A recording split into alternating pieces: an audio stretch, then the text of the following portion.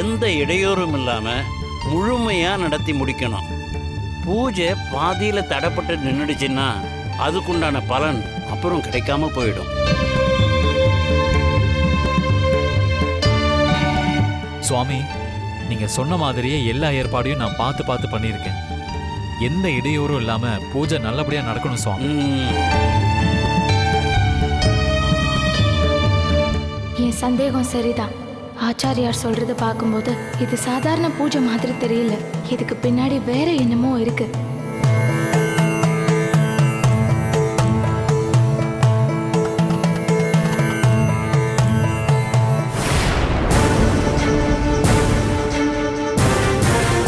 மாயா, நீ சொன்னது சரிதான் மாயா.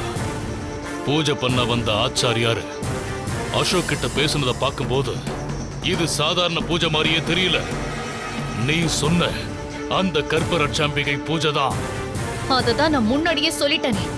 நான் சொன்னதை என்கிட்டயே திரும்பவும் வந்து சொல்றீங்களா? இப்ப சொல்றதுக்காக தான் ஓடி வந்தீங்களா? அவசரப்படாத மாயா, நான் சொல்ல வந்த விஷயமே வேற. என்ன விஷயம்? நான் சொன்னதெல்லாம் ஞாபகம் இருக்கா? இந்த பூஜையை எந்த இடையூறும் இல்லாமல் முழுமையாக நடத்தி முடிக்கணும். பூஜை பாதியில் தடைப்பட்டு நின்றுடுச்சுன்னா அதுக்குண்டான பலன் அப்புறம் கிடைக்காம போயிடும். நாம ஒண்ணு சிரமப்பட வேண்டிய தேவையில்லை. அந்த பூஜையை நடத்த விடாம தடுத்து நிறுத்தினாலே போதும். அதுக்கான பலன் கிடைக்காம போயிடும். ஆனா அத உன்னாலதான் செய்ய முடியும் மாயா. அப்புறம் மாயா, யாரோ ராணி அருந்ததின்னு ஒருத்தி திருவானைக்காவல்ல இருந்து பூஜைக்கு தீர்த்தம் எடுத்துட்டு வராளாம். அவ வந்ததுக்கு அப்புறம் தான் பூஜையே ஆரம்பிக்க போறாங்களாம். ஆமா மாயா, அவ இன்னும் கொஞ்ச நேரத்துல வந்துருவா. அதுக்கப்புறம் பூஜை ஆரம்பிச்சிரும். ஆனா அத நாம தடுத்து நிறுத்தணும். அதுக்கு நீ ஏதாவது திட்டம் வச்சிருக்கியா? ஏற்கனவே இந்த பூஜையை நிறுத்துறதுக்கான எல்லா ஏற்பாடையும் செஞ்சு முடிச்சிட்டேன்.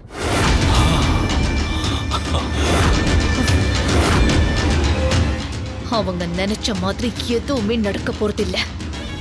மாயா, கேட்க ரொம்ப சந்தோஷமா இருக்கு. அப்படி என்ன மாயா செஞ்சிருக்க? இப்ப நான் எதையுமே சொல்ல மாட்டேன். நடக்கும்போது நீங்களே தெரிஞ்சுக்கோங்க. அப்புறம் ஒரு முக்கியமான விஷயம், பூஜை நடக்கும்போது நீங்க யாரும் அந்த இடத்துல இருக்க கூடாது. நான் சொல்லும் போது எல்லாரும் அங்கிருந்து கிளம்பி அவங்க ரூமுக்கு போயிடுங்க. இல்ல அது உங்க உயிருக்கு ஆபத்துல முடியும். மாயா, நீ எச்சரிக்கை செய்யறத பார்த்தா பூஜைய தடுக்கிறதுக்காக மட்டும் பிளான் போட்டிருக்கிற மாதிரி தெரியல. வேற ஏதோ ஒரு பெரிய காரியத்தை நீ செய்ய போறேன்னு நினைக்கிறேன். பூஜையை தடுக்கிறது தான் என்னோட முதல் நோக்கம். ஆனா வாய்ப்பு கிடைச்சதுன்னா அந்த துர்காவையும் தீர்த்து கட்டலான்னு இருக்கேன். அதுக்கும் சேர்த்துதான் ஏற்பாடுகளை செஞ்சு வச்சிருக்கேன்.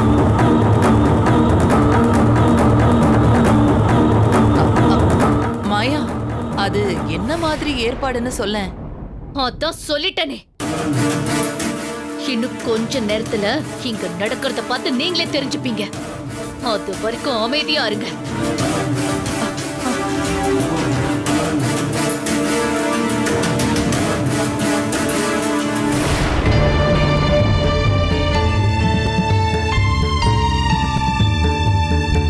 அசோக், ராணி அருந்ததி வந்துருவாங்கல்ல? இன்னும் கொஞ்ச நேரத்துல வந்துடுவாங்க சுவாமி. நேரம் போய்கிட்டே இருக்கு. பூஜையை எப்போ ஆரம்பிச்சாதான் நல்ல நேரத்துக்குள்ள முடிக்க முடியும். இன்னும் 10 நிமிஷத்துக்குள்ள வந்துடுவாங்கல்ல? கண்டிப்பா வந்துடுவாங்க சுவாமி. சரி, அவங்க வந்ததும் சொல்லுங்க. நான் கொஞ்ச நேரம் ஓய்வு எடுக்கிறேன். ஓகே, சரிங்க சாமி. நீங்க ரெஸ்ட் எடுங்க. கௌரி, சுவாமி தங்கறதுக்கு மாடியில் இருக்க ரூமை அரேஞ்ச் பண்ணி கொடுங்க. சரி, போங்க சுவாமி. வாங்க சாமி.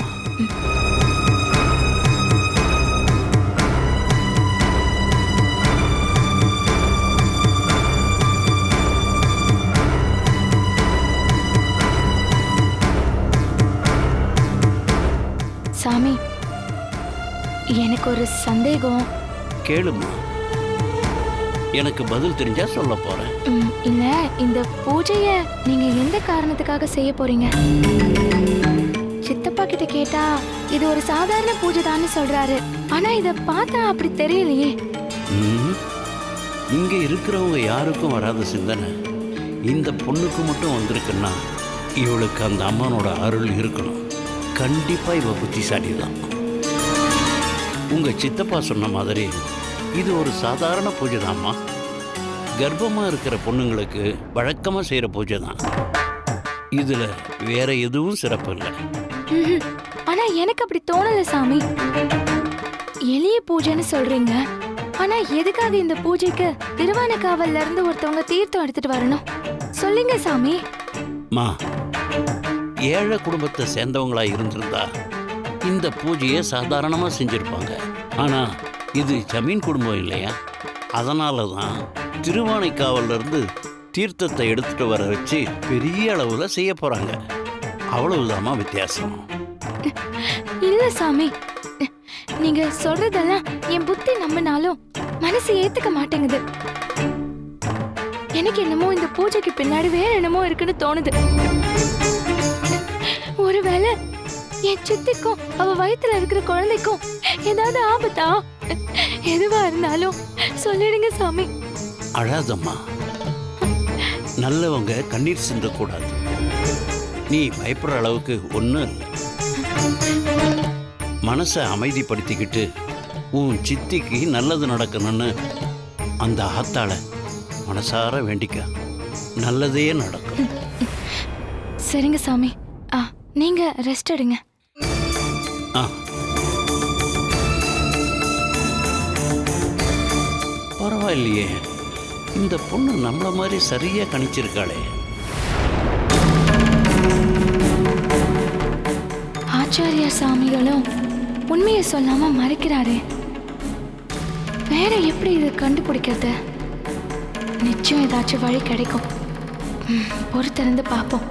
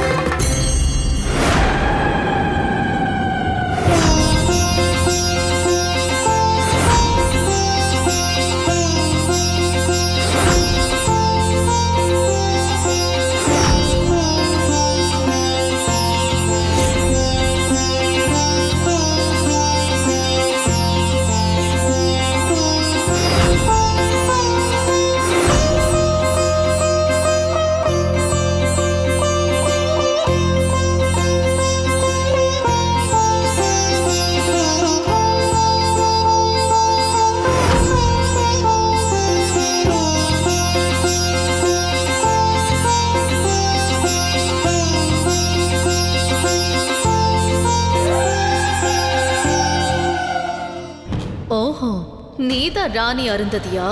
நீ எப்படி பூஜை பண்றன்னு நான் பார்க்கறேன். என் அட்டாக்க தாங்கி பிடிக்க முடியாம நீ போட போறத நான் பார்க்க தானே போறேன்.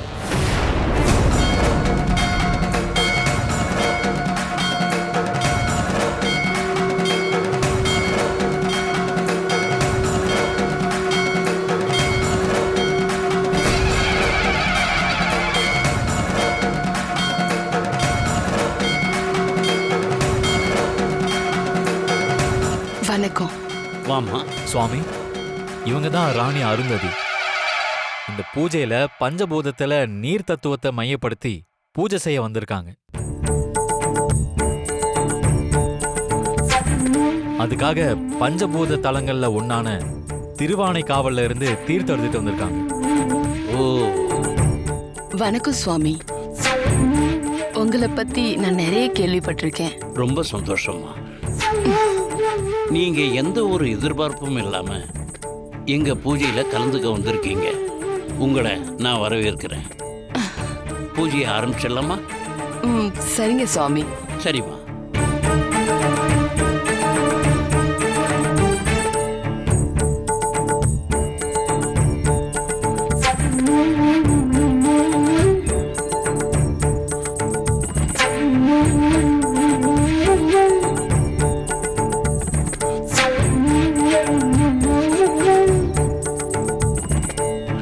அசோக், சுவாமி. அந்த மாலை எடுத்து துர்கா கழுத்துல போடு. சரிங்க சுவாமி.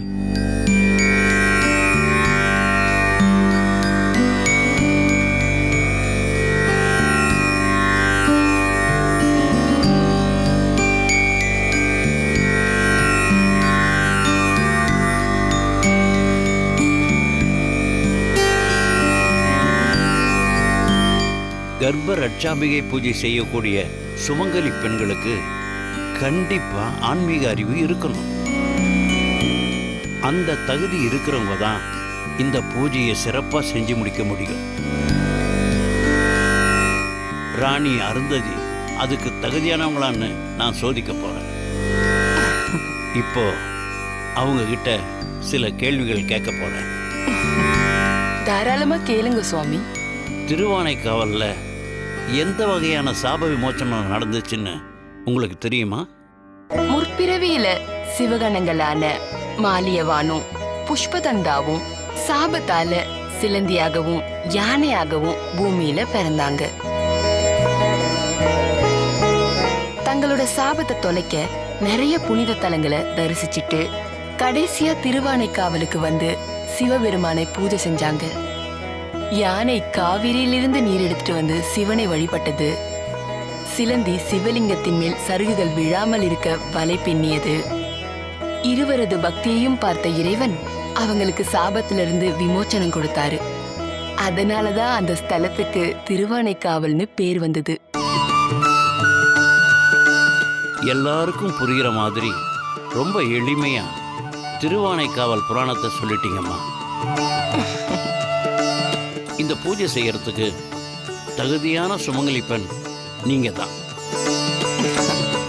மாயா சொன்ன மாதிரி இது சாப விமோச்சன பூஜைன்னு அவங்க வாயாலேயே வந்துருச்சு. அருந்ததி, விளக்கேத்தி பூஜையை தொடங்கி வைமா. சரிங்க சுவாமி.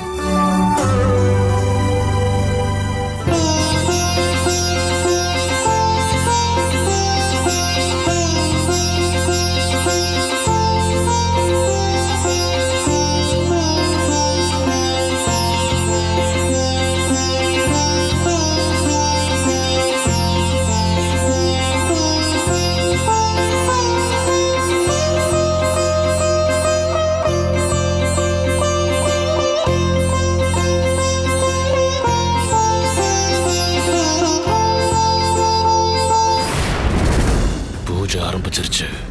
எப்படி தடுக்க போற? நீங்க ஏதாவது ஒரு காரணத்தை சொல்லிட்டு உங்க ரூமுக்கு போயிடுங்க. இப்ப என்ன சொல்லி அசோக் டைவர்ட் பண்றது? அர்ஜுன், அசோக் கூப்பிடு. அசோக், அப்பா கூப்பிடுறாரு. என்ன பெரியப்பா? அசோக், எனக்கு லேசா நெஞ்சு வலிக்கிற மாதிரி இருக்கு. கொஞ்சம் ரெஸ்ட் எடுத்தா சரியாயிடும்னு தோணுது. நான் ரெஸ்ட் எடுக்கவா? என்ன பெரியப்பா சொல்றீங்க? இருங்க, நான் டாக்டருக்கு ஃபோன் பண்றேன். அதெல்லாம் வேண்டாப்பா, லேசான வலிதான். கொஞ்ச நேரம் ரெஸ்ட் எடுத்தா சரியாயிடும். இத பாரு, இத பத்தி நீ யாருக்கிட்டையும் சொல்லிக்காத. என்னால பூஜையில நிக்க முடியல. நீ பூஜையை கவனி. இல்ல பெரியப்பா, நான் வேணா ஃபோன். சரி பெரியப்பா, ஏதாவது எமர்ஜென்சி நான் கூப்பிடுங்க, நான் உடனே வந்துடுறேன். நீ பூஜையை பாரு. அகிலா, இங்க வா.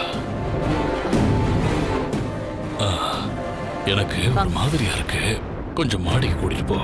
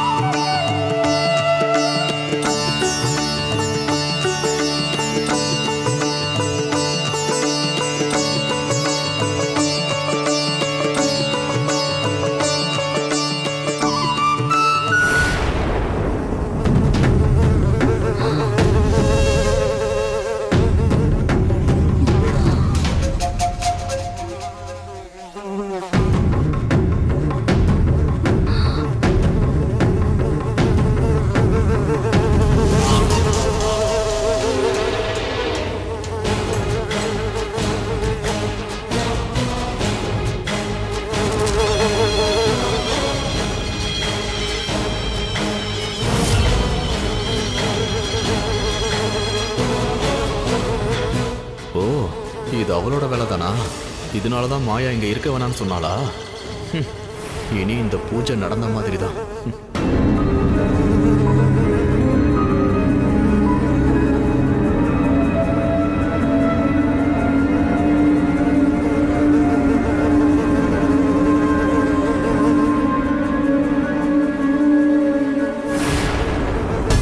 மங்கா, இந்த வண்டை பாரு, பூஜைக்கு இடத்துல இங்கேயும் அங்கேயும் சுத்திக்கிட்டே இருக்கு.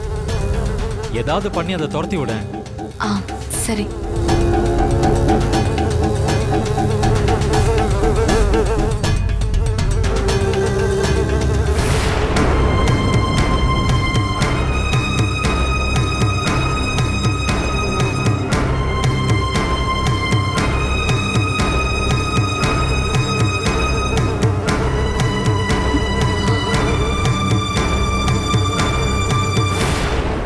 இது சாதாரண வண்டு இல்ல, துஷ்ட சக்தி அனுப்பி வச்ச ஏவல் வண்டு.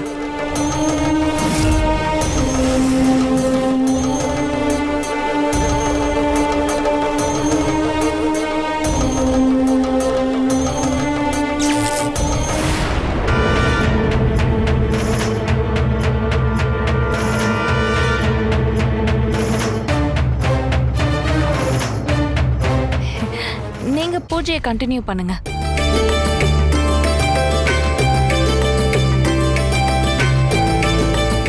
எந்த ஒரு தடையும் இல்லாம பூஜை நல்லபடியா நடந்து முடியும். அப்பதான் துர்காவும் குழந்தையும் முனிவரோட சாபத்துல இருந்து விடுபட முடியும். அம்மன் கனக துர்காவால இந்த பூஜை நல்லபடியா நடந்து முடியும்.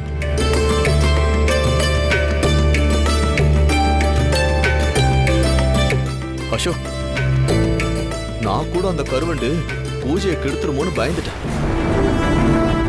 நல்ல வேலை மங்கா அப்படி ஆகாம பாத்துக்கிட்டா. நான் போய் அப்பா எப்படி இருக்காருன்னு பாத்துட்டு வந்துடுறேன். சரிண்ணே.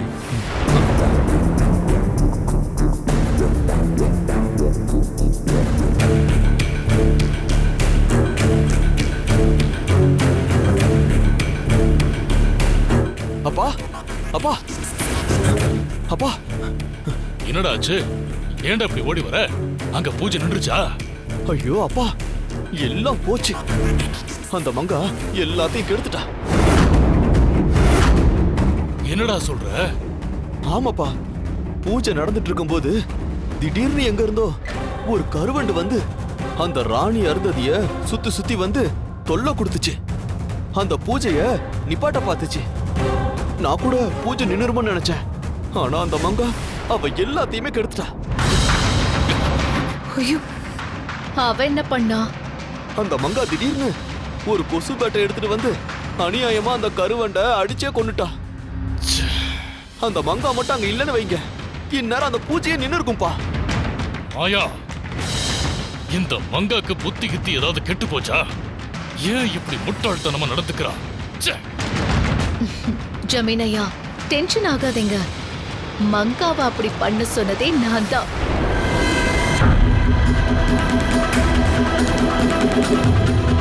என்ன மாயா, எல்லாம் தெரிஞ்ச நீயே இப்படி பண்ணலாமா? உன் மந்திர சக்தியாலதான் அந்த கருவண்டியை நீ வர வச்ச. அப்புறம் எதுக்கு நீ ஏன் மங்காவை விட்டு அதை அடிக்க வச்ச? எல்லாம் காரணமாதான். நான் இப்போ ஒரு கருவண்டை வர வச்சது வெறும் சாம்பிள் தான். ஆனா கொஞ்ச நேரத்துல இதை விட ஒரு பெரிய சூறாவளியே வரப்போகுது. அதுக்காக அவங்கள தயார்படுத்தணும். என்ன சொல்ற மாயா? புரியல. இப்போ புரியாது, ஆனா போக போக புரிய வரும். அது வரைக்கும் அமைதியா வேடிக்கை மட்டும் பாருங்க.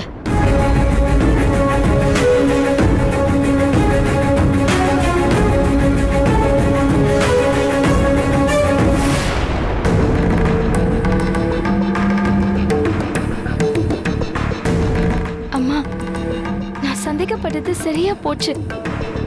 துர்காக்கும் அவ வயித்துல இருக்கிற குழந்தைக்கும் ஏதோ பெரிய ஆபத்து இருக்கு போல இருக்கு. சித்தப்பா என்னதான் பொய் சொல்லி இந்த பூஜையை பண்ணினாலும் இப்ப விஷ வந்து எல்லாத்தையும் காட்டி கொடுத்துருச்சு. நீ எங்க கூட இருந்திருந்தா துர்காக்கு இப்படி ஒரு ஆபத்து வந்திருக்காது. அம்மா கனக துர்கா, ஏன் எங்களை விட்டு போன? நீ தான் எங்களுக்கு துணையா இருந்து இந்த ஆபத்துல இருந்து காப்பாத்தணும். முதல்ல இந்த பூஜைய சித்தப்பா எதுக்காக பண்றாருன்னு கண்டுபிடிக்கணும். ஆனா அது எப்படின்னு தான் எனக்கு தெரியல.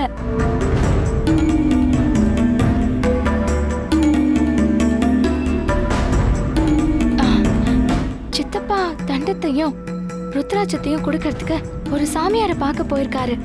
அவரை போய் பார்த்தா ஏதாவது பதில் கிடைக்கும். அவரு இங்கதான் எங்கேயோ ஆசிரமத்திலயோ இல்ல மடத்திலயோ தங்கியிருப்பாரு. தேடி பார்த்தா கண்டுபிடிச்சிடலாம்.